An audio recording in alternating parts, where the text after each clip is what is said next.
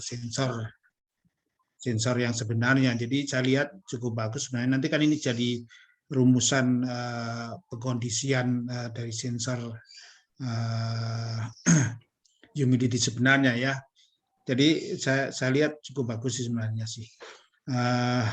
Nanti yang jadi kendala adalah di lapangan kalau uji laboratorium, kalau kita udah dapatkan sensor humidity-nya itu adalah mendapatkan kalau tadi kan sampai -80 ya, sepertinya di yang ada di kita itu masih, saya nggak tahu yang di ini ya, yang di Pusteksat ya itu masih belum nyampe segitu, tapi ini cukup bagus sih. Jadi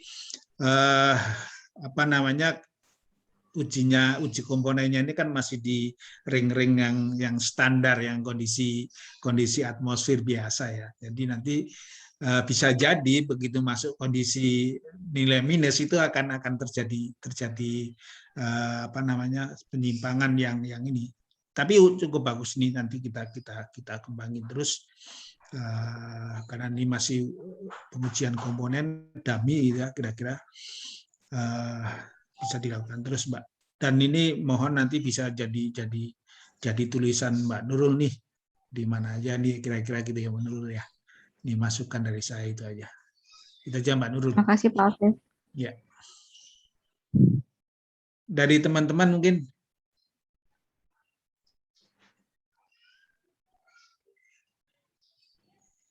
Ini dikerjakan berapa lama Mbak Nurul?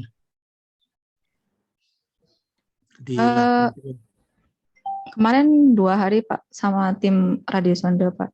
Tim Radiosonde ya. Ya. Jadi tadi kalau buat 2 itu yang untuk komunikasi dan evaluasi itu sebenarnya itu ada di pasaran udah ada ya untuk uji-uji itu ya? Iya Pak, lengkap dengan manual buku manualnya Pak. Ya. Itu ada di lab atau pengadaan baru itu? Baru datang Pak kemarin. Ya baru datang. Ya. Oke, udah cukup bagus ya di lab, berarti ada ini. Karena peruntukannya itu kan banyak, tidak hanya untuk ini aja ya, untuk juga peralatan itu ya. Saya lihat tadi saya nggak tahu Pak Asif, pengadaan ini terkait dengan bot termasuk untuk checking IC, saya nggak tahu jenisnya apa aja yang didapat. Banyak nggak Mbak ininya yang kemarin, saya nggak tahu persis soalnya. Banyak, maksudnya dalam banyak apa Pak? Jenisnya untuk uji-uji ini? Untuk kalau yang uji ini, jadi untuk pengondisi sinyal sendiri kita kan mengembangkan 2 Pak, dengan IC ini dan sebelumnya itu juga ada rangkaian analog. Oke, itu bisa dipakai untuk IC yang lain ya, jenis IC yang lain ya? Atau itu? Kalau sepahaman saya itu untuk jenis IC yang dari perusahaan ini gitu Pak. Oke. Iya. Tipe ya. Ada banyak tipenya, tapi untuk yang di perusahaan ini gitu, keluaran dari ini. Ya. Kira-kira Mbak Nurul ke depan setelah ini kan uji komponen uji dia masih awal sekali. Kira-kira apa Mbak Nurul? Misalnya udah didapatkan sensor humidity-nya misalnya. Sensor humidity ini kan untuk pengkondisian aja nanti ya artinya gitu. Udah ada rancangan belum kira-kira? Karena sensornya sudah datang juga Pak. Ya. Jadi rencananya tim Radiosonde itu untuk merouting dulu Pak. Jadi kita membuat rangkaiannya untuk dilakukan percobaan secara ini Pak. Iya. Oke. Iya. Ya, moga-moga lancar sih ininya sih capaiannya ini. Amin. Terima kasih. Saya lihat ini pengembangannya teman-teman cukup inilah cepat ya. Cepat menyesuaikan teman-teman Pak Rahmat, Bu Ayu juga gitu. Pak Didi mungkin ada ini Pak Didi, masukan Pak Didi buat Mbak Nurul. Ampun Pak Didi ada ini ya. Oke, ada lagi dari teman-teman sebelum saya tutup. Kalau nggak ada, makasih Mbak Nurul. Saya nanti sebenarnya ingin lihat sih, karena masih ingin lihat di laboratoriumnya itu ya. Terima kasih Mbak Nurul atas presentasinya, sangat bermanfaat sekali buat di Poklit ya. Saya undang pembicara berikutnya, Mbak Anis, terkait dengan ini oleh-oleh nih ya Mbak Anis ya, oleh-oleh dari sekolahnya. Silakan Mbak Anis. Baik, terima kasih Pak atas kesempatannya. Saya izin untuk share screen. Enggak.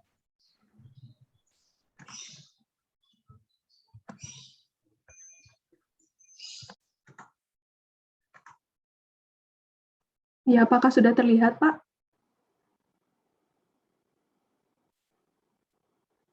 Ada, Bu. Ya, terima kasih. Terima kasih atas kesempatan yang diberikan. Pada kesempatan pagi hari ini saya akan mempresentasikan tesis saya yang berjudul Seasonal Moisture Sources of Extreme Precipitation over Java, Indonesia. Singkatnya, saya ingin mengetahui dari sumber uap air dari curah hujan ekstrim di wilayah Pulau Jawa. Sebagai background dari studi saya, sebanyak 78 disaster atau bencana alam di Indonesia itu termasuk dalam hidrometeorological disaster atau bencana hidrometeorologi, di antaranya banjir, kekeringan, tanah longsor, dan lain sebagainya. Ini yang membuat Indonesia menjadi rentan atau vulnerable terhadap bencana hidrometeorologi.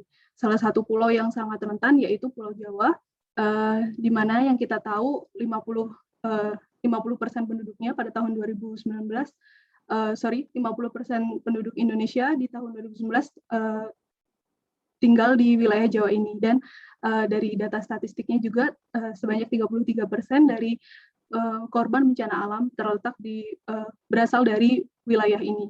Dan secara tidak langsung bencana hidrometeorologi ini mempengaruhi kegiatan perekonomian karena wilayah Jawa kita ketahui sebagai penghasil sektor pertanian yang tinggi. Jadi bisa disimpulkan bahwa wilayah Pulau Jawa memiliki kerentanan yang tinggi terhadap bencana hidrometeorologi, khususnya curah hujan ekstrim. Nah, seperti yang kita ketahui bahwa di Pulau Jawa ini memang variabilitas curah hujannya sangat tinggi.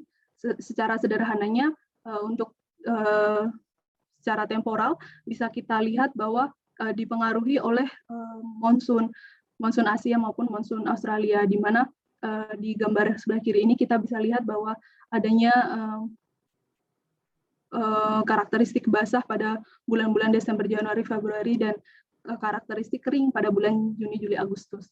Dan singkatnya juga untuk secara spasial, curah hujan di wilayah Pulau Jawa ini bervariasi berdasarkan pengaruh topografinya.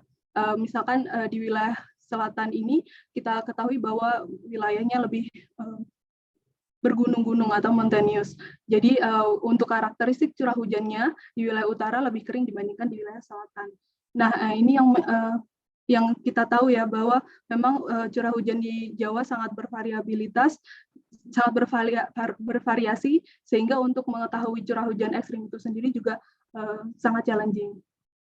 Nah, dalam kaitannya dengan curah hujan ekstrim di wilayah Jawa, memang penelitian-penelitian sebelumnya hanya memperlihatkan pattern secara spasial maupun temporal dari curah hujan ekstrim itu sendiri. Penelitian yang lain juga mengkaitkan presipitasi ekstrim ini dengan atmospheric fenomena seperti MJO, kemudian La Nina, El Nino, Burning Vortex, dan lain sebagainya. Namun untuk sumber dari curah hujan ekstrim itu sendiri, sumber uap air dari curah hujan ekstrim itu sendiri masih belum banyak penelitiannya. Sehingga dalam penelitian saya ingin menginvestigasi sumber dari curah hujan ekstrim itu di wilayah Jawa.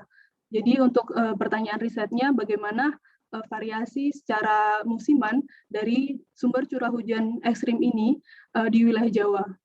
Sehingga saya ingin menjawab dengan breakdown pertanyaan tersebut menjadi 3 pertanyaan, yaitu untuk melihat karakteristik dari curah hujan dan curah hujan ekstrim yang pertama. Yang kedua yaitu melihat sumber wilayah dari curah hujan ekstrim. Dan yang ketiga untuk melihat evolusi secara spasial maupun temporal dari sumber curah hujan ekstrim. Nah, ini merupakan metodologinya.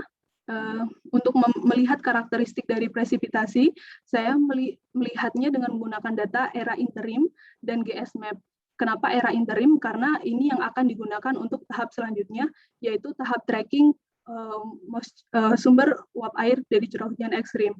Nah, kedua data tersebut dengan resolusi tersebut saya ambil untuk periode 2001 sampai 2018 karena menyesuaikan ketersediaan kedua data. Nah, untuk metodologinya saya melihat klimatologi dan seasonal klimatologi dari data ERAI dan juga data GESMAP. Kemudian saya melihat juga curah hujan ekstrim dengan menghitung persentil 99. Nah, kemudian yang saya lakukan yaitu mengkomparasikan kedua data tersebut. Kemudian kegiatan selanjutnya yaitu saya melihat bagaimana evolusinya, kemudian seasonal variability-nya, dan sumber dari uap air curah hujan ekstrim tersebut. Dengan menggunakan data ERAI tadi, saya sebagai input water accounting model two layers, model offline yang menggunakan framework Eulerian yang saya gunakan untuk tracking ke belakang atau backward tracking dari curah hujan ekstrim di wilayah Jawa. Jadi konsep dasarnya yang seperti terlihat di gambar kanan, bahwa curah hujan pada wilayah Jawa di hari curah hujan ekstrim akan di-track ke belakang 1 hari, 2 hari, 3 hari, sampai 20 hari ke belakang, dan diketahui di mana sumber dari penguapan yang menghasilkan curah hujan ekstrim tersebut. Jadi untuk angka 20 yang saya sebutkan tadi, saya dapat dari simulasi beberapa kali yang menghasilkan nilai optimal untuk presentase uap air yang bisa merefleksikan jumlah curah hujan ekstrim pada wilayah Jawa pada hari curah hujan ekstrim. Nah, untuk modelnya sendiri, jadi bayangannya adalah menggunakan Eulerian framework, di mana di atmosfer diasumsikan terdapat dua kolom yang dipisahkan oleh PD5 atau ketinggian, di mana karakteristik di layer 1 atau layer atas dan layer bawah itu berbeda. Kemudian dalam sistem tersebut memperhatikan transport antara kedua layer, kemudian transport horizontal masuk dan keluar dari kolom tersebut, dan juga memperhatikan jumlah evaporasi yang masuk ke dalam sistem dan jumlah presipitasi yang keluar dari sistem. Kemudian setup eksperimennya dengan water accounting model two layers ini, saya membuat list curah hujan ekstrim, list hari-hari curah hujan ekstrim di wilayah Jawa bagian selatan dan Jawa bagian utara. Jadi wilayah curah hujan ekstrimnya seperti yang ada di gambar kanan, saya bagi menjadi dua, Jawa bagian utara dan bagian selatan. Kemudian saya track 20 hari ke belakang dengan domain sebelah kiri ini. Jadi luasan tracking yang dilakukan dalam eksperimen ini menggunakan domain sebelah kiri. Nah, output dari eksperimen ini yaitu 20 hari evaporation track atau e-track yang merepresentasikan sumber uap air dari curah hujan ekstrim di wilayah baik utara Jawa maupun selatan Jawa. Kemudian untuk melakukan analisisnya, saya melakukan analisis seasonal, variabilitasnya saya melakukan variabilitas seasonal dengan mengkompositkan total moisture tadi 20 hari pada masing-masing season. Kemudian kedua, saya melihat sumber dari uap air tersebut, baik memisahkan baik daratan maupun lautan. Kemudian yang ketiga, saya melihat evolusi dari uap air tersebut. Dan pada evolusi ini saya mempertimbangkan 5 hari komposit, karena berdasarkan Laderach dan Soderman 2016 ini memang resident time dari uap air di wilayah tropis itu 5 hari. Artinya memang untuk uap air dari curah hujan akan bertahan dihasilkan dari 5 hari sebelumnya, seperti itu. Kemudian saya juga membuat fraksi dari dari uap air harian pada suatu wilayah tertentu. Nah, wilayahnya saya membaginya seperti ini, seperti gambar di bawah, menjadi 7 wilayah, yaitu NW, N, NE, SW, S, SE, dan wilayah Jawa. Nah, ini merupakan hasilnya. Untuk pertama, saya akan menjelaskan tentang klimatologi dari curah hujan harian. Sebelah kiri merupakan data ERAI, sebelah kanan merupakan data GESMAP, dan bisa kita lihat pada data ERAI, curah hujan harian bervariasi antara 4–10 mm per hari. Dan curah hujan yang tinggi juga terdapat di wilayah selatan Jawa, lebih dari 8 mm per hari. Nah, ini dipengaruhi oleh adanya pegunungan di wilayah selatan Jawa. Nah, ketika kita membandingkan antara ERAI dan GESMAP, keduanya hampir sama, tapi untuk ERAI overestimate di beberapa wilayah seperti wilayah timur Jawa seperti ini. Nah, keduanya range curah hujan harian keduanya hampir mirip dengan hasil yang dilakukan oleh Yanto et al. Tahun 2017 yang memperlihatkan bahwa curah hujan harian di wilayah Jawa itu berkisar antara 3–13 mm per hari. Nah, untuk seasonalnya seperti ini, sebelah kiri merupakan data ERAI, sebelah kanan merupakan data GESMAP, dan untuk masing-masing season DJF, MAM, JJA, dan SON. Nah, bisa kita lihat secara sekilas bahwa memang curah hujan tinggi pada wilayah Jawa ini terletak pada bulan Desember, Januari, Februari, dan paling rendah terletak pada bulan Juni, Juli, Agustus. Nah, ketika kita membandingkan antara ERAI dan juga GESMAP, memang pattern keduanya hampir sama, dan jumlah curah hujan hariannya juga relatif sama, namun ERAI seperti yang tadi, ERAI overestimate pada beberapa wilayah. Kemudian ketika kita melihat presentil 99 yang menyatakan besaran curah hujan ekstrim, sebelah kiri dan sebelah kanan ini terlihat berbeda sekali, GESMAP dan ERAI. Terlihat bahwa GESMAP memiliki besaran curah hujan ekstrim yang sangat tinggi.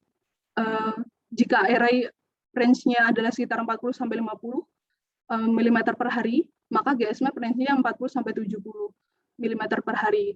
Namun memang secara seasonal, ketika saya melihat pattern keduanya, curah hujan ekstrim itu berdasarkan kedua data ini memang pattern seasonalnya memang sama, dan keduanya juga menyatakan bahwa wilayah selatan Jawa ini memiliki curah hujan ekstrim yang lebih tinggi, seperti itu. Nah, kemudian kita masuk pada hasil yang kedua. Ini merupakan total dari sumber uap air 20 hari yang saya track tadi. Nah, untuk sebelah kiri ini merupakan sumber uap air di wilayah utara Jawa, sebelah kanan merupakan wilayah sumber uap air selatan Jawa, dan bagian atas bulan DJF dan bagian bawah bulan JJA. Sebenarnya saya juga melakukan tracking untuk season yang lain, namun tidak saya tampilkan di sini. Kemudian presentase di sini merupakan presentase jumlah uap air 20 hari ini terhadap jumlah presipitasi ekstrim yang jatuh pada wilayah masing-masing. Nah, seperti yang kita lihat bersama di sini, bahwa memang pada wilayah utara Jawa, curah hujan ekstrim pada bulan DJF itu lebih berasal dari wilayah utara, yaitu wilayah Jawa dan Jawasi. Kemudian untuk wilayah selatan, kita bisa melihat bahwa memang terdapat uap-uap air dari wilayah Samudra Hindia. Kemudian untuk wilayah selatan Jawa, sumber uap air utamanya berasal dari wilayah yang relatif lebih selatan daripada wilayah utara Jawa. Kemudian ketika kita membandingkan antara season DJF dan juga JJA, kita bisa melihat perbedaannya yang sangat signifikan.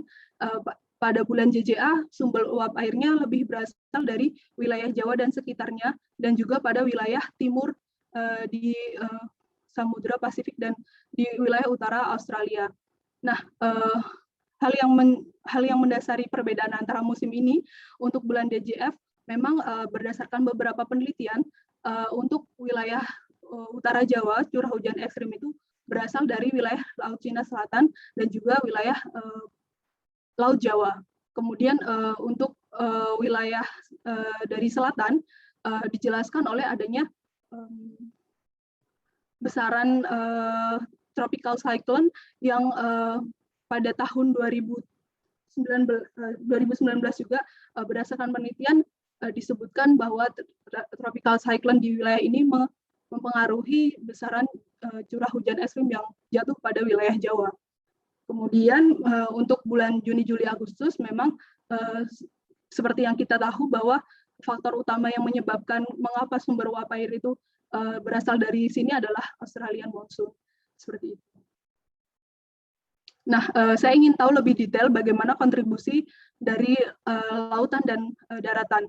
Nah, untuk grafik sebelah kiri ini, garis miring merupakan wilayah selatan Jawa dan garis tegak merupakan wilayah utara Jawa. Sedangkan untuk warna biru merupakan wilayah lautan dan warna merah merupakan wilayah daratan. Jika teman-teman atau Bapak Ibu sekalian masih mengingat, yaitu pembagian wilayahnya seperti pada peta di bawah kiri tersebut.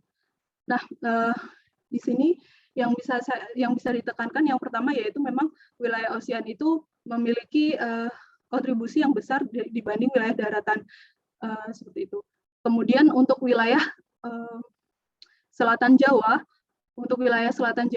sumber uap air dari selatan itu lebih banyak daripada wilayah di utara Jawa, dan sumber uap air dari utara Jawa lebih banyak berkontribusi di wilayah utara Jawa.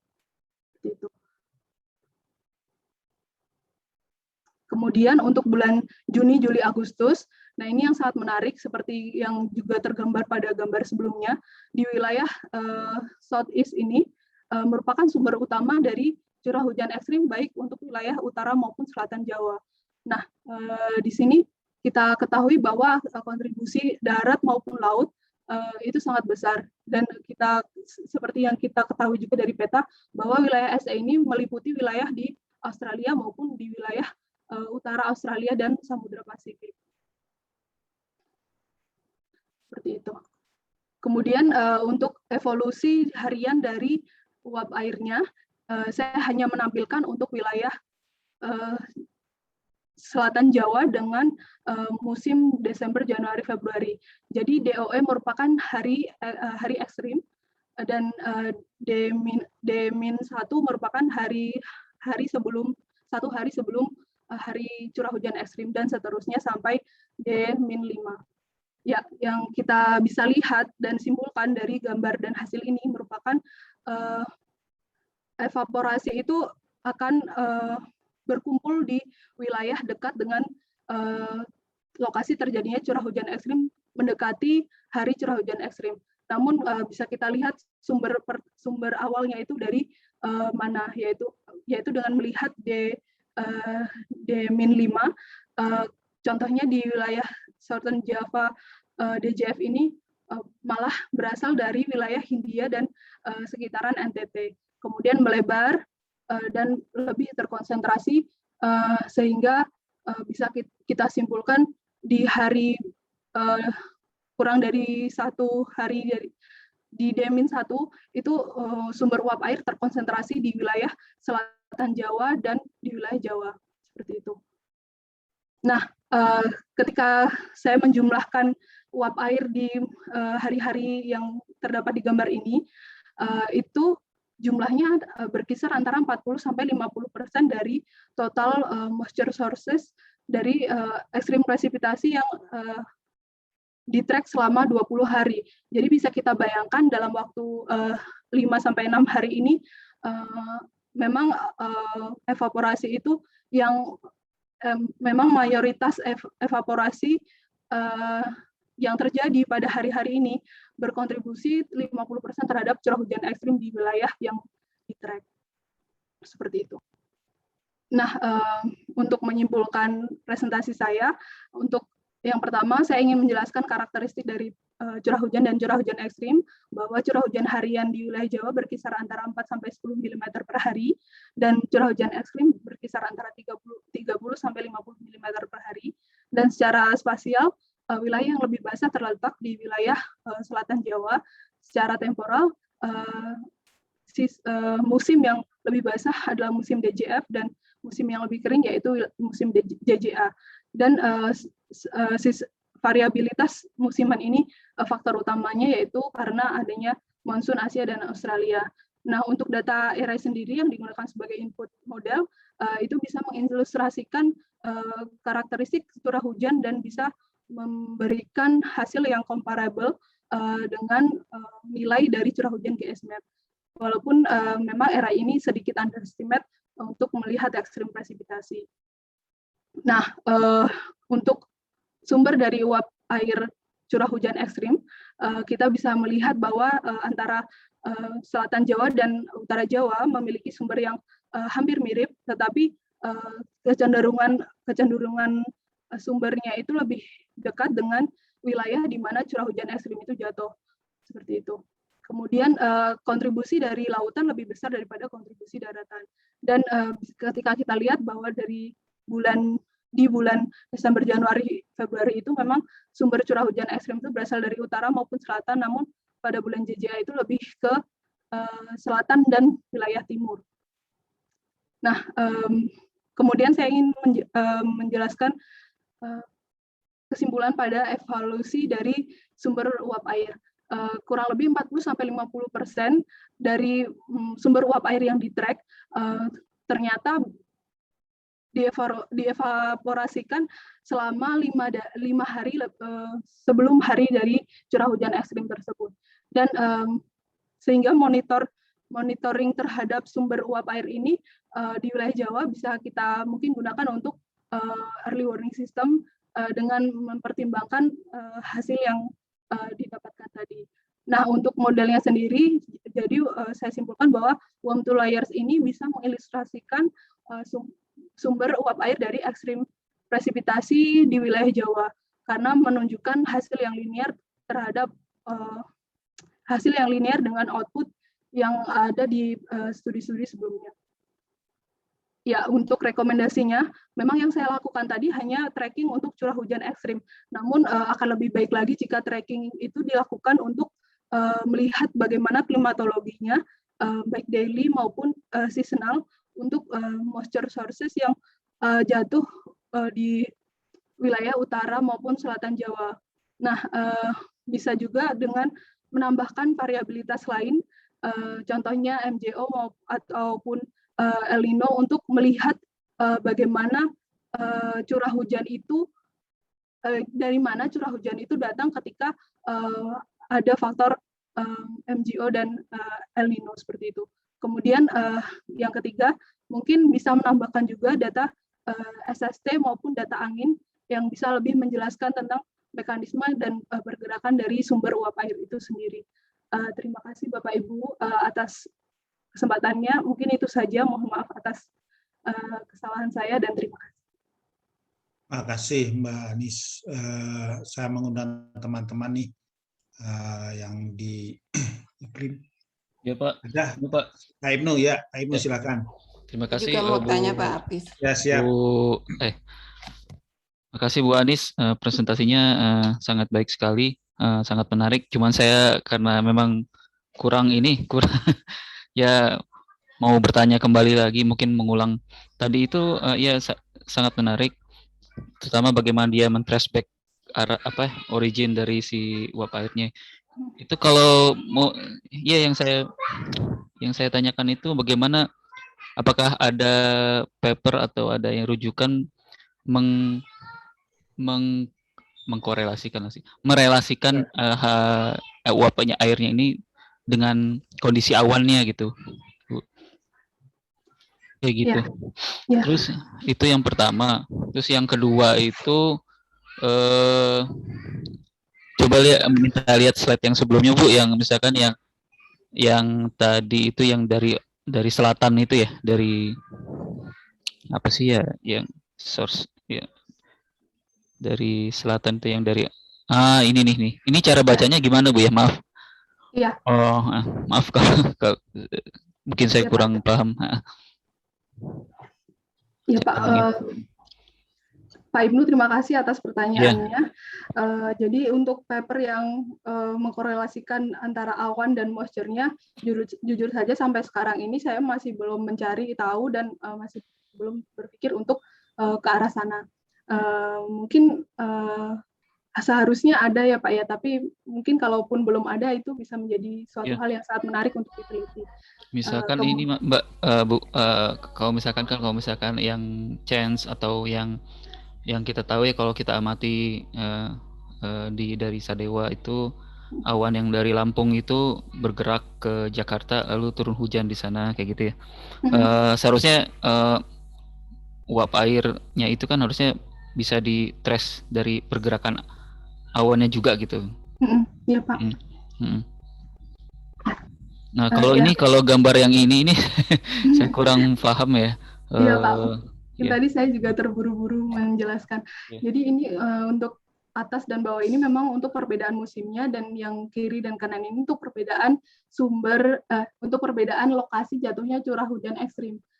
Yang kiri itu wilayah selatan Jawa, yang kiri itu wilayah utara Jawa, dan yang kanan itu wilayah selatan Jawa. Nah, di sini itu bisa kita lihat Pak, kalau misalkan warna merah ini kan evaporasinya ini tadi total 20 hari dari evaporasinya. Nah, bisa kita lihat yang warna merah ini evaporasinya itu tinggi, gitu. Jadi untuk sumber curah hujan ekstrimnya berarti ya memang dari wilayah yang merah itu tadi gitu.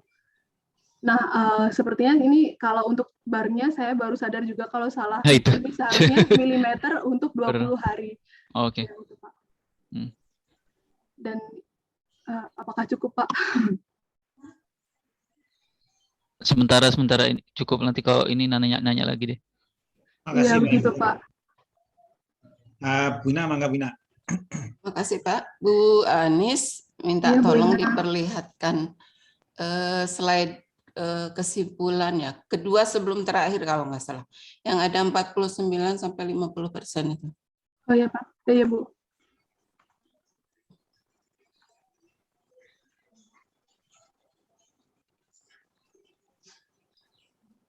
Iya ini ya Bu, 40 sampai 50 ya Bu. Ya.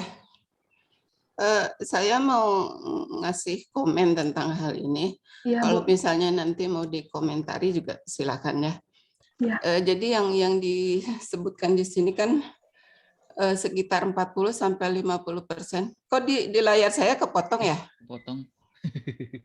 Oh ya. Sudah Bu. Sekitar 40 sampai 50% itu dievaporasikan dalam 5 hari ya. Dalam 5 hari sebelum, tadi Anis bilang sebelum ya, sebelum terjadinya curah hujan ekstrim. Nah ini sesuai dengan pemahaman saya selama ini, bahwa memang curah hujan ekstrim itu tidak terjadi secara tiba-tiba gitu. Jadi akumulasi moisture-nya itu memang dalam proses bertahap gitu, sampai dia bisa menghasilkan curah hujan yang sangat ekstrim. Nah, ini berdampak pada ketika kita mengasosiasikan atau mengkorelasikan curah hujan ekstrim dengan parameter lain atau fenomena lain. Misalnya dengan siklon tropis. Siklon tropis itu kan mempunyai dua dampak ya, yang saling berlawanan. Dia bisa menambah moisture, tapi juga dia bisa mengurangi, bahkan menghilangkan awan yang sudah, membuyarkan awan yang sudah terbentuk. Ketika dia pengaruhnya positif dalam tanda kutip ya, positif dalam arti dia menambah curah hujan, di mana posisi lokasi yang curah hujannya tinggi itu, dan kemudian di mana posisi siklonnya dan kapan itu terjadi. Itu menurut saya pasti ada delay ya. Ada delay waktu. Jadi tidak serta-merta ketika siklon tropis muncul, kemudian ada curah hujan ekstrim di wilayah Indonesia. Itu komen saya ya. Gitu aja Bu Anis, terima kasih. Ya, baik Ibu, terima kasih atas komentarnya Ibu. Makasih Bu Ina. Mau ditanggapin mungkin atau enggak? Silakan. Iya. Mungkin ada yang salah dari. Terima kasih Bu atas tanggapannya. Itu saya juga kalau berdasarkan tadi ya apa sih namanya, waktu resident time dari uap air itu kan memang berdasarkan penelitian sebelumnya yaitu 5 hari gitu. Jadi memang sangat benar tambahan dari Bu Ina itu karena memperkuat hasil ini dan juga penelitian sebelumnya bahwa curah hujan yang jatuh pada suatu wilayah itu bukan serta-merta dihasilkan dari evaporasi yang terjadi hanya dalam 1 hari seperti itu. Jadi memang menguatkan bahwa itu terjadi di evaporasi itu terjadi bahkan hari sebelum dan sebelumnya gitu, sampai 5 hari itu berkisar 40 sampai 50% dalam mengkontribusikan curah hujan ekstrim yang turun pada suatu wilayah seperti itu. Jadi terima kasih sekali Bu Ina atas tambahannya. Berarti sepaham ya. Ya Bu. Ada yang lain? Kami mengundang. Saat diakumulasi, Bu Ina, saat diakumulasikan kayak gitu 5 hari itu bisa kelihatan dari KP-nya atau gimana Bu? Dari pengalaman Ibu? Bisa juga di tracking dari KP-nya. Cuma kalau tracking dari KP kan mahal ya, jadi harus minimal seminggu kali ya, harus dipantau gitu. Dan kita kan tidak terfokus pada satu wilayah. Kalau misalnya kita sudah ada proyek yang khusus memperhatikan satu wilayah, kemudian kita mau tracking bisa aja dari KP-nya, dari radiosonde. Iya Bu. Yang lain? Saya Pak Pip. Ya, makan semamut. Bu Anis tadi kan menggunakan data array sama GSMAP ya Bu ya? Iya Pak. Kemudian salah satu kesimpulannya itu yaitu basah itu terjadi di bulan DJF dan kering JJA. Iya. Nah, Iya Pak. Itu kan maksudnya itu kan luas ya. Nah, untuk resolusi yang halusnya itu apakah masih berlaku seperti itu Bu? Resolusi yang lebih tinggi maksudnya itu. Kan tadi array itu 0,75 ataukah 0,125 Bu? 0,75 Pak. Dan GSP kan lebih tinggi lagi. Iya. Nah itu kesimpulan yang Ibu peroleh itu untuk kedua-duanya ya Bu? Untuk yang array sama yang GSMAP. Iya Pak, untuk secara seasonal seperti yang Bapak sebutkan tadi, JJF lebih tinggi dan JJA lebih rendah. Seperti itu.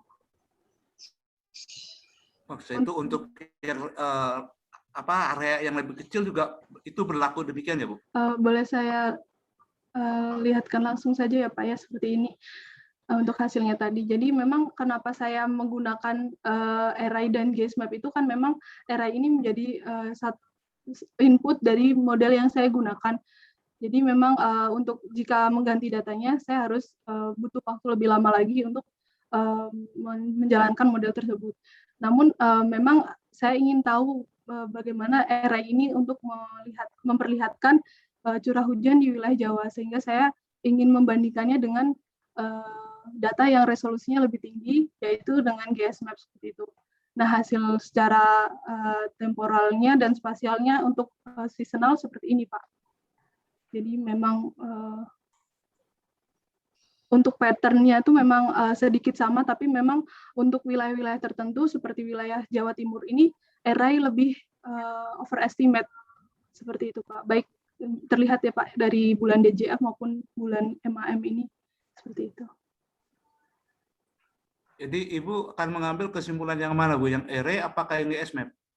Nah, untuk kesimpulannya tadi saya berdasarkan array karena memang array yang akan digunakan untuk tahapan selanjutnya gitu Pak. untuk GSMAP antara array dan GSMAP ini saya sebenarnya hanya ingin tahu bahwa array itu seperti apa sih Pak untuk memperlihatkan karakteristik curah hujan harian di wilayah Jawa ini gitu. Karena memang array yang akan saya gunakan.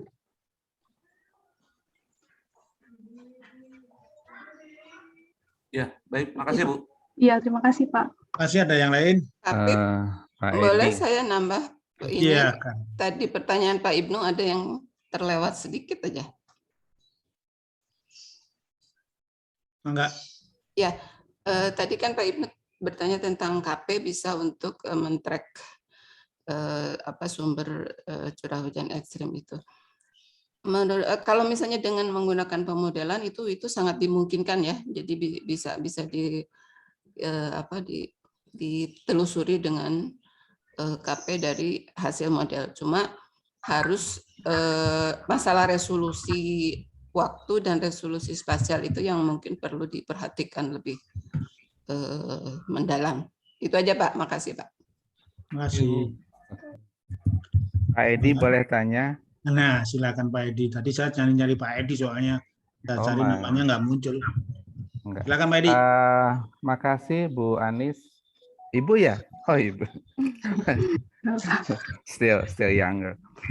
Menarik sekali ya. Memang saat ini masalah wilayah Indonesia bencana hidrometeorologi terkait dengan fenomena ekstrim ini masih menjadi banyak menarik perhatian orang. Baik yang ada di Eropa, Amerika, khususnya ya include mungkin ada di Belanda ya.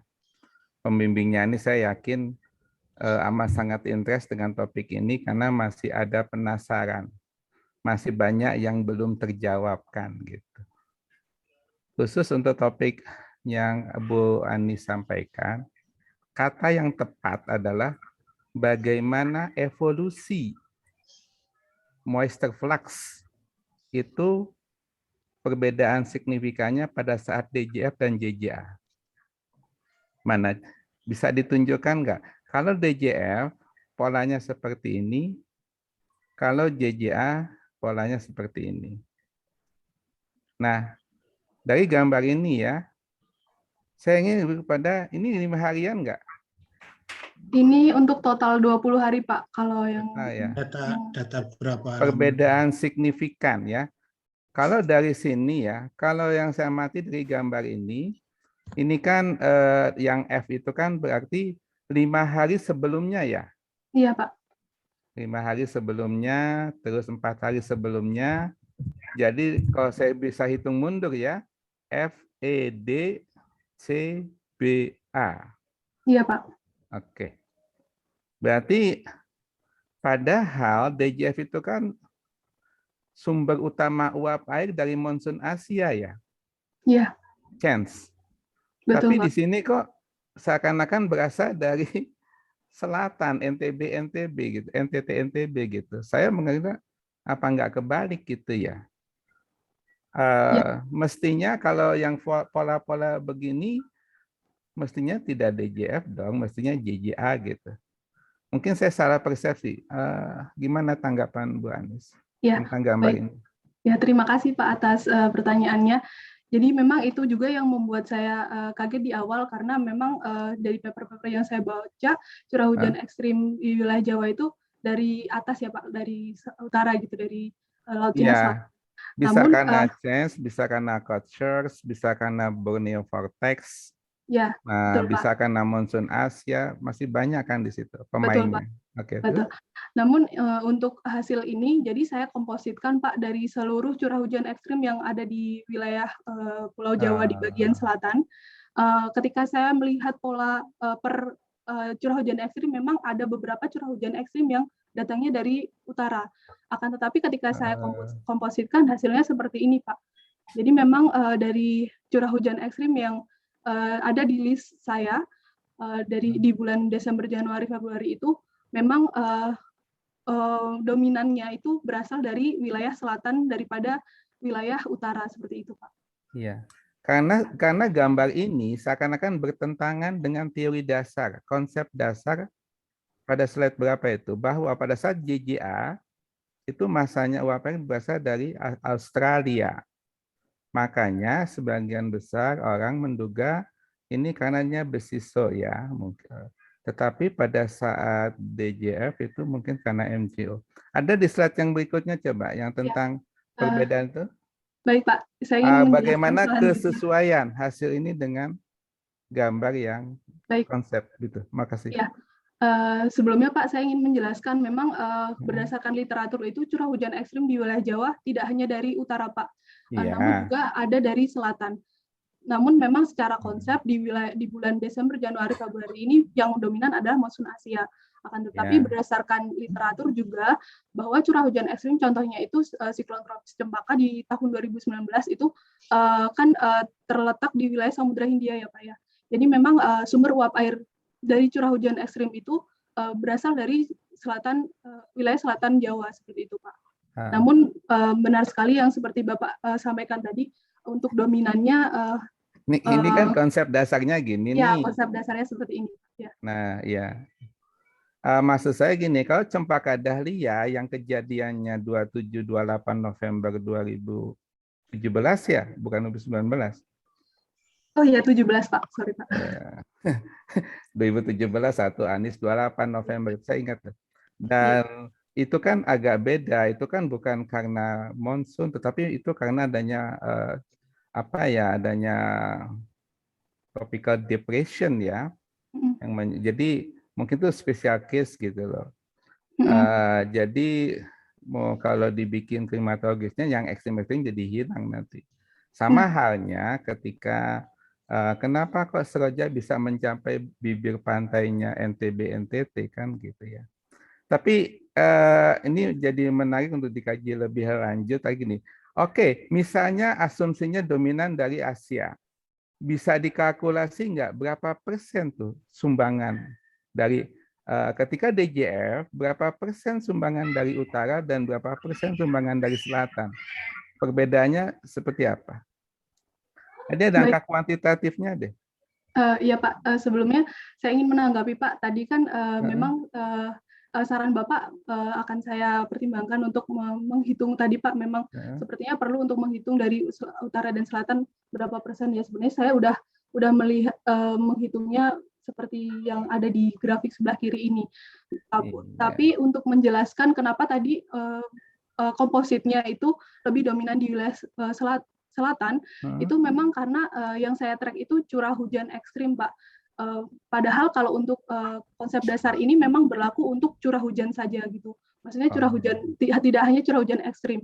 Memang dominannya Desember, Januari, Februari itu memang aktivasi Asian monsoon itu memberikan dampak curah hujan yang lebih tinggi daripada bulan-bulan yang lain.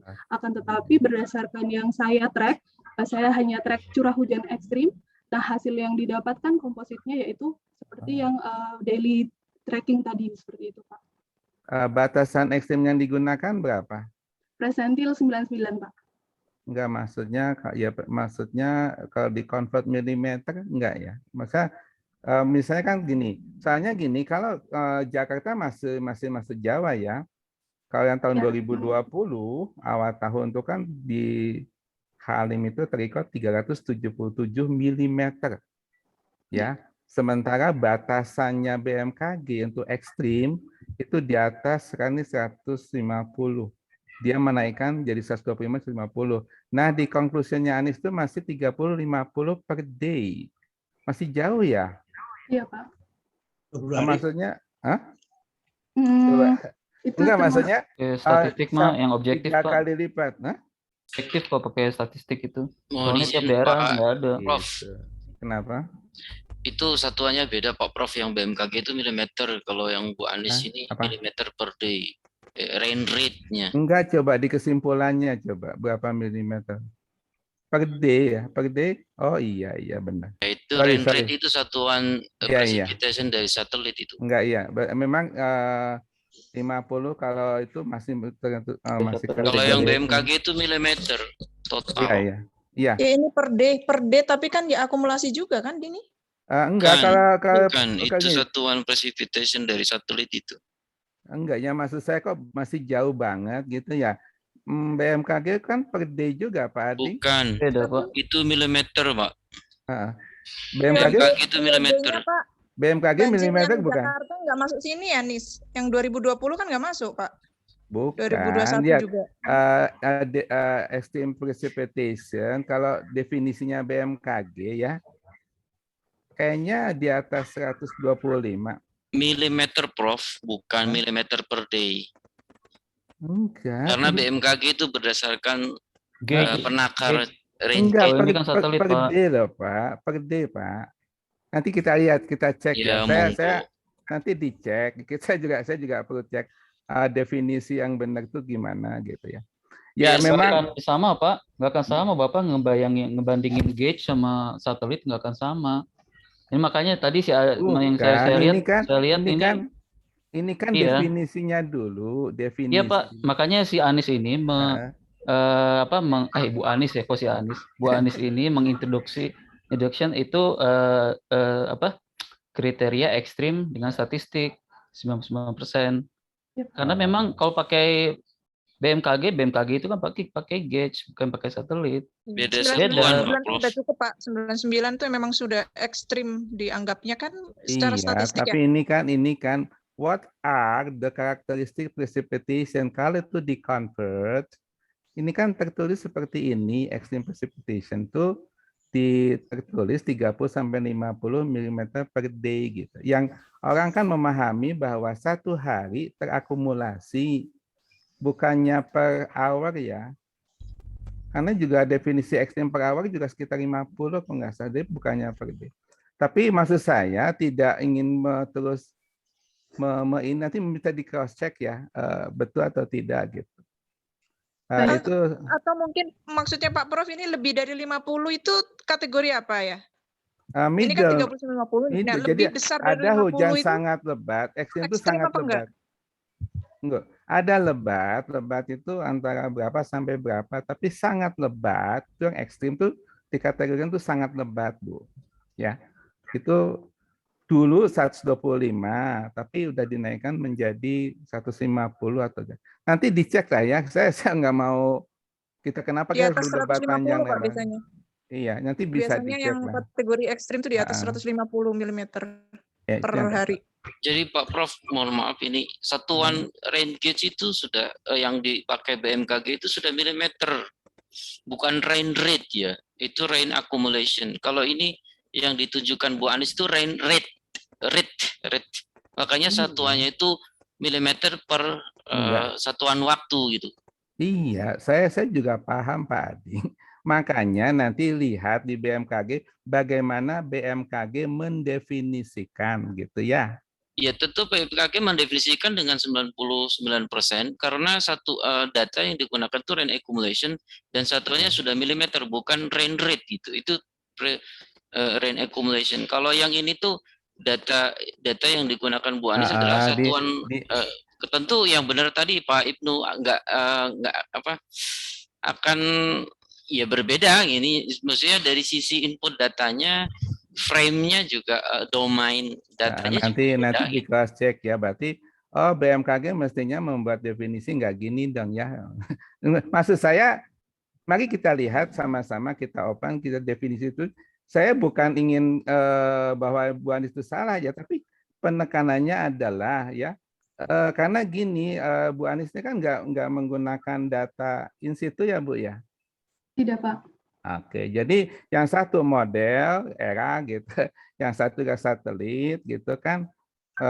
Kalau membedakannya tentu dengan in situ. Tapi sekali lagi yang menjadi interest saya adalah pertama evolusi ya yang masih sepertinya bertentangan dengan tadi itu. Kemudian mestinya kalau DJF itu kan pantura yang paling dominan gitu ya, lebih basah. Cuma nggak tahu kalau tadi klimatologisnya pakai komposit begini hasilnya, ya nggak apa-apa bila mana data-data pendukung yang lain juga ini ya. Ada baiknya sih seperti dilakukan oleh Siswanto menggunakan data berapa ya? 1900 ya hingga 2020.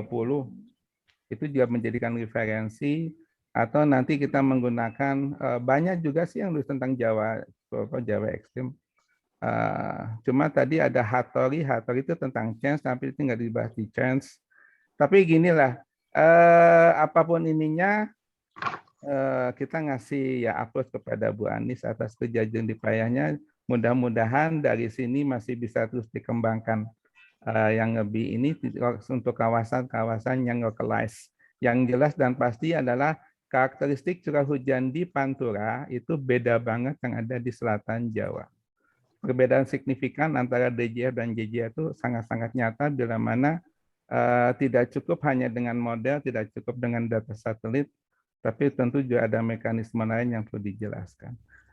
Itu saja beberapa saran. Makasih. Mohon kepanjangan Pak Afif. Ya, makasih. Nggak apa-apa, bagus. Menarik saya panggil, ya bahwa supaya apapun ininya kita ingin sekali lagi sudah cukup dalam memang analisnya, tapi akan lebih baik lagi. Ada hal-hal baru yang mungkin masih bisa dikembangkan lebih lanjut. Terima kasih. Terima kasih. Terima kasih Pak. Saya lihat Mas Haris tanda angkat tangan tuh. Ya Pak, terima kasih. Mungkin ini saya agak... Suaranya kecil, Mas. Ya benar-benar. Karena memang saya juga nggak tahu ini Pak, laptop saya lagi ada masalah. Saya mungkin wah, ganti komputer itu. Mau kedengeran? Ya, kecil tapi. Ya, mungkin yang pertama, Pak Anies mungkin butuh referensi tentang validasi yang dibahas. Karena itu tadi dari GSMAP dan... Suara gak jelas. Suaranya kecil, Mas. Nggak kedengeran ya? Ya. Pakai headset, Ani, Riz. Oh iya. Kalau nggak teriak. Karena Riz kelihatannya nggak pakai headset. Coba ganti headsetnya, Riz. Jualan HP, laptop baru, ojon laptop baru. Silakan, Mas. Malah hilang. Iya, sebentar Pak. Ya. Pasang headset. Itu udah bagus suaranya. Halo, gimana? Silakan. Iya mungkin butuh tambahan referensi ya Mbak Anis ya. Iya Pak. Yang data GSMAP dan data RAI itu kan tadi banyak ada yang apa namanya itu agak gitu ya. Pak, maaf suaranya seperti menghilang gitu Pak. Paling kenceng. Sorry ya. Aduh, gimana ya? Ya udah deh, kalau enggak Pak Nur Sumadi dulu, saya akan benerin pakai headphone. Terus pakai amplifier nih. Bu, itu ada Pak Nur Sumadi atau udah tadi Pak Nur Sumadi angkat tangan, Bu Irma juga. Ya Pak, makasih Pak. Mohon izin. Ya, Assalamualaikum warahmatullahi wabarakatuh. Bu Anis, presentasinya sangat bagus dan menarik. Saya tertarik dengan hasil yang slide berapa tadi yang ada MM per day rata-rata 13 mungkin. Yang ini ya Pak. Bukan itu. Yang ini Pak. 16 coba. 16. Nah, ya. Saya bingung ini kenapa ya nilainya kok kecil sekali. Iya. Iya Pak. Jadi terima kasih Pak pertanyaannya dan komentarnya tadi. Memang sebenarnya akumulasi curah hujan. Jadi gini Pak, kebayangnya misalkan curah hujan yang terjadi pada hari ini adalah 50 mm per hari. Nah, curah hujan 50 mm per hari itu dibagi menjadi beberapa luasan ini dan di tracking selama 20 hari ke belakang. Jadi memang sangat kecil sekali ya Pak ya nilainya, karena ini memperlihatkan evaporasi dari wilayah dan pada hari-hari yang berbeda-beda. Tentunya jika diakumulasikan seperti gambar yang ini Pak, yang ini seperti gambar yang ini lebih besar karena ini 20 hari dan akumulasi curah hujannya itu ditotalkan di satu domain yang saya lihatkan di gambar ini gitu Pak untuk curah hujan ekstrimnya. Apakah cukup jelas Pak? Sebentar, angka yang sebelumnya di slide tadi 13 atau? Yang ini ya Pak? Iya. Iya, 2 mm per hari. Yang sebelumnya itu ada rentang sampai puluhan, 70, 80, 90. Ini? Yang ini, ya. Kalau ini kan untuk spasialnya ya Pak ya, karena misalkan di wilayah yang sangat kuning di area ini kan dia sekitar 45.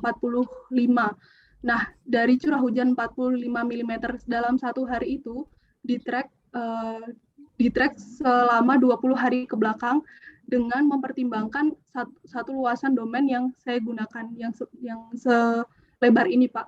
Jadi bisa dibayangkan memang besaran nilainya sangat kecil untuk perharinya dan di wilayah-wilayah tertentu, sehingga dihasilkan tracking evolusi harian yang seperti ini sangat kecil seperti itu Pak. Oh, ya berarti karena kayak apa dibagi terus jadi angka besar ketemu angka kecil, jadi menurunkan nilai ya. Iya, jadi memang seolah disebar ke berbagai wilayah dan disebar dalam waktu 20 hari, padahal curah hujan ekstrimnya hanya 45 seperti yang saya jelaskan tadi Pak. Apakah ini dikaitkan dengan fenomena yang tadi tropical cyclone atau tropical depression misalkan? Atau hanya statistik saja ini? Kalau ini hasil tracking modelnya ya Pak ya. Kalau untuk jika ingin mengkaitkan mungkin bisa langsung dilihat, bisa langsung di track misalkan terdapat tropical cyclone pada 5 hari sebelumnya. Nah, curah hujan ekstrimnya hari ini misalkan seperti itu Pak. Mungkin bisa langsung di track curah hujan ekstrim hari ini untuk melihat apakah memang curah hujan ekstrim itu berasal dari wilayah di mana tropical cyclone itu terbentuk seperti itu Pak.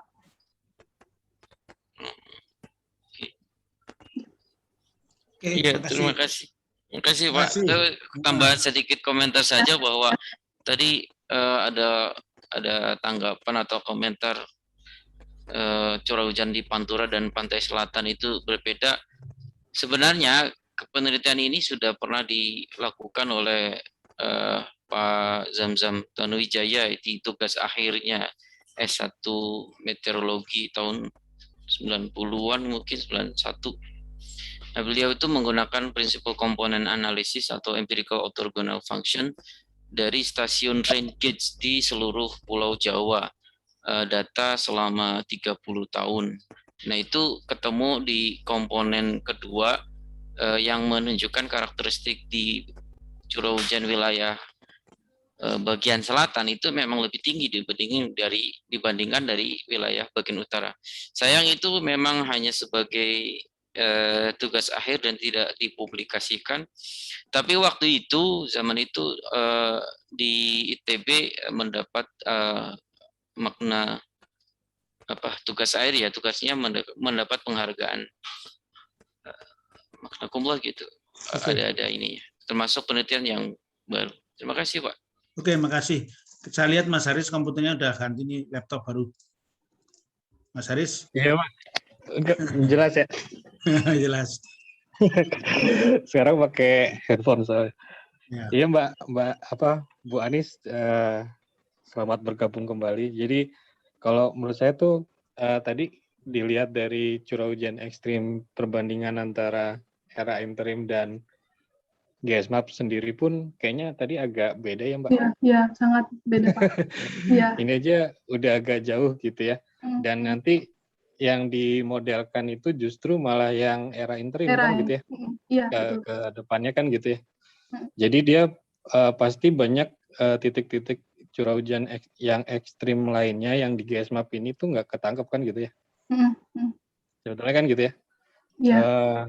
Ya jadi mungkin agak bisa lebih baik dengan penggunaan model ataupun downscaling gitu ya.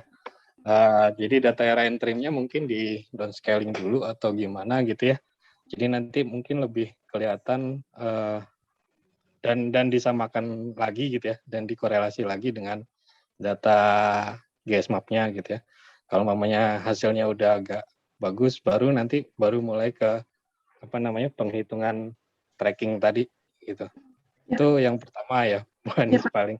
Nah, yang kedua mungkin saya pengen tanya yang contribution of ocean and land tadi, Mbak, itu Bu Anis. Nah, ini sebetulnya nggak tahu ya, menurut saya sih agak menyamarkan tujuannya gitu. Karena apa? Karena jika kita lihat di area-area yang dibagi oleh Bu Anies itu yang di bawah kiri itu jelas ada yang cuma ocean aja gitu ya, nggak ada land-nya gitu. Dan mungkin nanti akan jadi pertanyaan kalau ini curah hujan berasal dari land gitu. Sedangkan land yang di Southeast itu kan banyak kan Australia utara dan barat yang banyak gunungnya gitu ya. Iya, Pak. Banyak gunungnya, banyak apa namanya? Banyak gurun gitu ya. Takutnya nanti ini curah hujannya ini berasal dari gurun gitu kan, dari mana gitu kan. Lebih baik mungkin arah-arahnya saja mungkin lebih bagus ya. Karena kalau saya lihat kalau contohnya di South gitu ya. Untuk yang Jawa bagian selatan itu di South-nya itu banyakkan ocean gitu ya. Ya jelas banyak ocean karena di situ nggak ada daratannya gitu. Itu yang kedua. Jadi terus mungkin yang ketiga, kalau istilah monsun sendiri memang diibaratkan itu memang pergerakannya itu utara selatan gitu ya, selatan utara utara selatan gitu. Tapi kalau di Jawa ini sebetulnya pergerakannya itu barat timur gitu. Nah anginnya sendiri gitu ya. Nah itu kalau mungkin lebih menarik juga kalau mamanya di bagian Jawa bagian barat itu dibagi gitu ya, utara selatan gitu. Nah itu mungkin akan berbeda dengan Jawa Timur yang dibagi antara utara dan selatan. Mungkin bisa dapat porsi trackingnya itu mungkin beda-beda gitu. Kalau Jawa bagian timur mungkin bisa jadi dari laut yang di sebelah tenggara gitu ya, atau mungkin Jawa Barat itu mungkin dapatnya dari Samudra Hindia ataupun dari Laut Cina Selatan gitu. Mungkin bisa kelihatan kayak gitu. Ya mungkin ini akan sangat bagus kalau menggunakan model yang resolusinya agak lebih tinggi. Mungkin itu aja. Makasih Pak. Terima kasih. Pas perlu tanggapan atau enggak? Kalau enggak, Bu Erma udah ngacung tuh. Saya ingin menanggapi sedikit ya, saja Pak. Pak. Terima kasih Pak Haris. Memang dari 3 poin rekomendasinya tadi yang memang sangat penting sekali untuk saya pertimbangkan. Nah, untuk yang pertama tadi Pak, memang untuk data array sama GSMAP itu jika digunakan selanjutnya, saya setuju dengan Bapak harus dilakukan seperti downscaling maupun melihat mengkoreksi di data array-nya sendiri atau dengan cara yang lain. Namun dalam penelitian saya ini tadi yang saya tekankan itu karena memang array itu dipakai untuk input si modelnya itu Pak. Jadi memang Ruth Van Eert ini yang mendevelop model ini menggunakan data array. Akan tapi tidak menutup kemungkinan juga Pak untuk memakai data-data lain untuk diaplikasikan ke model. Hanya saja butuh waktu untuk merubah skrip yang sudah ada sekarang dan memang butuh waktu gitu. Dan contoh yang melakukan hal tersebut yaitu supervisor saya sendiri, dia menggunakan model ini untuk menggunakan data output model EC-Earth kalau nggak salah nama modelnya. Nah data itu yang mana resolusinya lebih tinggi digunakan untuk sebagai input si data model ini seperti itu Pak. Namun memang keterbatasan waktu yang membuat saya terpaksa menggunakan data yang resolusinya sangat 0,75 ya Pak, maksudnya sangat kurang baik gitu. Seperti itu Pak. Kalau untuk arahnya memang ini juga waktu itu saya sempat bingung gitu Pak, sempat galau untuk menentukan pembagian wilayah ini dan memang kalau arahnya seperti yang Bapak tadi bilang itu saya belum ada bayangan Pak, kira-kira maksudnya arah yang seperti apa ya Pak ya? Iya, jadi mungkin bisa dilihat dari arahnya saja, jadi nggak usah pakai land atau contribution atau si contribution gitu ya. Jadi kalau kita lihat dari arahnya saja mungkin sudah kelihatan itu banyak lautannya, itu banyak daratannya. Tapi kalau dijadikan dipisahkan seperti ini, itu justru malah jadi pertanyaan dan mungkin lebih nggak representatif karena mungkin ada satu arah tuh yang cuman lautan aja nggak ada daratannya, jadi kelihatannya daratannya nggak berkontribusi kan gitu, padahal nggak ada daratan di situ. Iya betul Pak. Iya, saya sekarang mengerti Pak, terima kasih. Makasih Mas Haris. Maka Bu Erma, masih ada Bu Erma yang Baik. belakangan. Mohon maaf ikut ini nih nimbrung. Terima kasih banyak. Ada banyak pertanyaan. Berarti memang presentasinya Bu Anies ini sangat sangat menarik gitu ya berarti. Jadi tetap semangat dan optimis ya. Bukan berarti kemudian dicecar, tapi karena justru sangat menarik. Jadi saya ini aja melengkapi dari teman-teman semuanya yang tadi sudah berkontribusi ya, berikan pendapat, terutama yang soal ini memang jadi kan kalau kita melakukan satu riset itu kan seninya meyakinkan orang sebenarnya ya, meyakinkan pembaca, meyakinkan audiens. Maksudnya audiensnya di sini adalah ilmuwan juga gitu ya, sehingga mungkin tadi begitu banyak pertanyaan itu karena belum merasa yakin ya dengan hasil yang ditampilkan gitu ya, sebagian yang ditampilkan itu, terutama tadi misalnya ya coba lihat yang GSMAP dan dibandingkan dengan ERAI tadi. Yang ini Bu, atau Iya, yang ini kan sebenarnya bukan yang 2 itu tadi, 2 ya. kanan kiri. Nah, ini kan sebenarnya secara yang awam aja gitu ya. Kita lebih percaya mana kiri sama kanan gitu ya. Pasti lebih percaya yang kanan karena kanan itu resolusi lebih tinggi. Ya. Kemudian dia bisa mengcapture sinyal lokal gitu loh di sana. Iya, betul Bu. Ya kan, coba aja yang di Jawa Barat itu, dia kan lebih lebih variasinya tinggi daripada yang kiri, yang lebih homogen ya kan. Nah ini baru soal data nih Nis gitu. Nah jadi saya kayak anggaplah saya kayak ini ya reviewer jurnal internasional gitu. Jadi ini baru data aja, ini belum bisa diyakinkan ya si reviewer itu. Oh ini gimana? Kenapa harus milih yang kiri gitu misalnya ya? Itu yang pertama. Jadi soal data itu sangat penting, data yang kita pilih. Nah yang kedua metodologi. Nah tadi mungkin Pak Prof dan teman-teman yang lain itu banyak memberikan input soal metodologi ini gitu kan. Jadi ini gimana sih sebenarnya definisi dan karakteristiknya gitu ya tentang yang ekstrim itu perlu dijelaskan tuh benar-benar detail dan komplit begitu ya. Apakah ekstrimnya itu kalau tadi kan seakan-akan memang cuma 1 hari dihitung terus persentilnya gitu ya. Jadi artinya dan saya nggak ngikutin dari awal, tapi intinya ya short aja. Jadi intinya metodologi ini sangat penting. Makanya tadi kenapa timbul banyak pertanyaan gitu ya soal ini. Ini juga harus diyakinkan soal metode ini karena kayak misalkan tadi ada ekstrim di konklusi itu. Jadi kalau lebih dari 50 terus gimana gitu? Apakah tidak termasuk gitu ya? Seperti itu ya ekstrim itu kan tadi hanya ada 2 golongan tuh. Angka gitu ya. Nah, seperti itu misalnya gitu ya. Intinya metodologi menjadi sangat kunci juga untuk memberikan keyakinan gitu ya pada publik gitu untuk mengaccept gitu ya, mengaccept hasil ini. Itu. Nah, ya, itu yang kedua. Nah, yang ketiga saya beri gambaran umum aja ya. Yang ketiga itu tadi yang disampaikan oleh Pak Haris. Jadi ini adalah soal framework Pak Ading juga tadi ya soal Jawa itu tadi. Ini frameworknya gimana nih pengetahuan atau kayak bangunan pengetahuan kita mengenai Jawa, terutama ini Jawa kan ya spesifiknya. Itu sudah sampai mana nih di tataran mana gitu kan? Coba ditunjukkan yang pembagian utara dan selatan. Ya ini Bu. Nah ini, yang kanan ini terutama ya. Sekian 2008 itu sudah jelasin bahwa di Jawa itu konsentrat di selatan. Mengapa begitu? Karena topografinya sangat beda kata dia kan.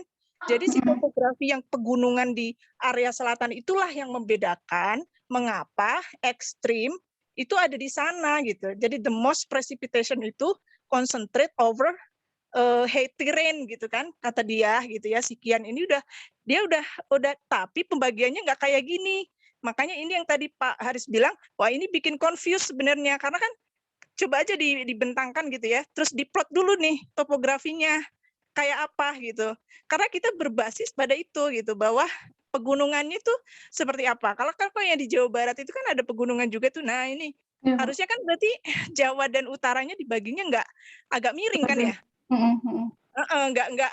Tadi kan kalau Anies itu Jadi kita nggak ini nih apa namanya, yang utara itu juga ada gunung, yang selatan masuk lautnya dan sebagainya itu. Jadi harusnya kita agak miring. Nah, pembagian ini sudah dilakukan sama si Theo waktu dia simulasi pakai WRF. Dia itu maksudnya bisa jadi rujukan ya. Si Theo itu si Theo 2011 itu memberikan ini ya, dia pakai alfa dan jadi maksudnya koordinatnya itu pas gitu loh, pas agak kemiringannya dan sebagainya itu diperhitungkan gitu ya, supaya apa ya, supaya valid hasil yang diberikan gitu. Makanya kalau tadi itu sesimpel itu tadi yang dibagi utara selatan, kita semakin kurang yakin lagi gitu ya, karena hasilnya itu berarti tidak mencerminkan gitu. Makanya kenapa tadi Pak Prof bilang ini DJF kenapa sama sekali yang di utara nggak ketangkep gitu ya. Ternyata karena memang yang pertama udah dari eranya, itu memang hanya di selatan aja kan, yang di utara kan homogen semua aja, rendah gitu ya. Itu. Kemudian apa namanya? Ya, saya menduga ini ada sinyal siklon yang ketangkep gitu ya, dan membuyarkan itu tadi disampaikan oleh Pak Ading gitu ya.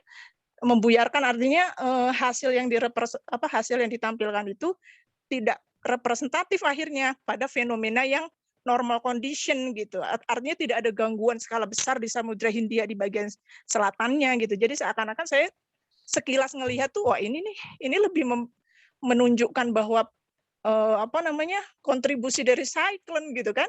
Siklon di Samudra Hindia yang lebih berperan gitu membentuk ekstrim. Nah, itu kayak gambaran sekilas ya yang saya bisa lihat dari gambar-gambar yang tadi persentase yang spasial itu ya. Itu maksud saya nih, jadi ada 3 hal dalam hal ini yang ingin saya angkat gitu ya tadi. Ya anggap aja saya seolah-olah reviewer lah gitu ya, yang melihat dengan kritis gitu, bahwa saya sangat mengapresiasi, tapi memang setiap step dalam riset itu harus bagaimana caranya meyakinkan pihak reviewer dari datanya, dari metodologinya, dari kriterianya, dan dari bangunan pengetahuan yang terakhir gitu loh. Jadi ini nih ada di mana gitu. Mungkin sebaiknya perlu dibuat framework saya kira gitu. Jadi ketika kita bicara soal ekstrim, kita udah tahu orang tuh neliti udah macam-macam gitu ya, sampai udah mengkaitkan berbagai fenomena gitu ya. Gelombang segala macam kayak gitu. Misalnya gitu ya. Atau yang kemarin yang Pitman itu juga dia udah kayak dari diurnal sampai interanual tuh dia udah bikin koneksinya gitu. Gimana sih yang bikin apa? Jadi dia bikin clustering dan sebagainya lah, itu bisa dicek gitu ya. Nanti saya share lah papernya, itu baru banget September 2021 gitu. Dan maksud saya gitu, itu masukan aja. Tetap semangat dan apa ya? Ya perjalanan Anies masih jauh, kita semua sangat mengapresiasi supaya Anies bisa berkontribusi lebih signifikan lah membangun impact gitu ya. Ya, makasih Pak Afif. Terima kasih Mbak Erna atas dukungannya. Jadi apa yang disampaikan Bu Erna tadi, Mbak Anies sangat bermanfaat. Sangat membangun dia. Ya, kira-kira gitu. Jadi waktu sudah 10.57, 3 menit lagi. Saya lihat di depan saya Pak Teguh nih. Pak Teguh mau nanya nggak Pak Teguh? Boleh Pak sedikit. Silakan Pak Teguh. Bukan nanya sih, mungkin sekedar ini aja, wacana aja. Jadi yang tadi di slide berapa ya? 12 ya? Oh iya Pak, saya coba share lagi. Slide 12 itu kan kita lihat sebenarnya sih ada jadi tadi semacam banyak jadi pertanyaan. Ini kan datanya beda jauh sekali gitu ya. Nah, kalau kita memang langsung ke datanya memang mungkin akan beda, tapi mungkin Anies bisa menghilangkan dulu ininya, misalnya seasonal mean-nya gitu ya. Kemudian dia anomalinya. Nah, mungkin dari sisi anomali mungkin akan terlihat nggak jauh beda gitu ya. Mungkin dari sisi kuantitas langsungnya mungkin beda antara 40 sampai 40 mg/d, yang 50, 70 gitu ya. Mungkin dari sisi kalau kita hilangkan seasonal mean-nya, mungkin nanti kelihatan sebenarnya sih itu sebenarnya sih nggak jauh beda gitu ya. Nah, mungkin itu aja sih Anies, mungkin sekedar pandangan gitu ya. Jadi nanti yang kita analisis itu anomalinya gitu ya, bukan datanya langsung. Iya Pak. Jadi itu aja sih. Ya, baik Pak. Terima kasih Pak Teguh. Bu Anis nggak pakai ini Bu, RA5, coba pakai RA5. Kalau Itu misalkan tadi format Pak. datanya nggak terlalu jauh mungkin dari RAI. Iya kemarin itu sempat ada wacana ke sana juga, tapi memang skripnya itu harus diubah gitu Pak. Sedangkan memang waktunya sangat terbatas ya Pak untuk menyelesaikan tesisnya gitu. Iya, penting cepat lulus. Iya, Oh. iya itu gitu Pak. Oke, makasih Mbak Anis. Pak. Dinamis sekali teman-teman memberikan masukan buat penyemangat teman-teman dari dua pembicara hari ini. Tadi ada Mbak Nurul dan terakhir Mbak Anis. Jadi buat dukungan atau memperkuat penyemangat teman-teman. Karena waktu jam 10.59 jam 11, saya sebagai moderator terima kasih buat teman-teman, terutama buat pembawa presentasi Mbak Nurul dan Mbak Anis. Waktu kami kembalikan ke Mas Romdan, silakan Pak Romdan. Ya, terima kasih Pak Afif yang sudah memandu acara kolokium kita hari ini. Seru sekali memang pembahasannya ya. Meskipun yang seperti saya ini juga harus sedikit berkejaran untuk memahami apa yang dibicarakan, tapi semangat Mas Rahmat. Ini salah satu diskusi kolokium yang paling menarik menurut saya pribadi. Baik, sebelum saya serahkan ke Pak Didi untuk menutup acara kita hari ini, saya mengajak Bapak Ibu untuk foto bersama. Ya, silahkan dinyalakan kameranya bagi yang tidak berhalangan. Saya lihatannya ada 2 slide ya, 45 orang yang hadir di hari ini. Wih, Pak Saiful pulang ke kampung nih. Baik, akan saya ambil slide pertama dalam hitungan 1, 2, 3. Oke, slide kedua, ditunggu sebentar. Dalam hitungan 1, 2, 3. Baik, terima kasih Bapak Ibu sekalian. Untuk kolokium selanjutnya ini masih ada 1 pembicara lagi, tapi untuk jadwalnya sepertinya masih menyesuaikan ya. Pak Afif ya.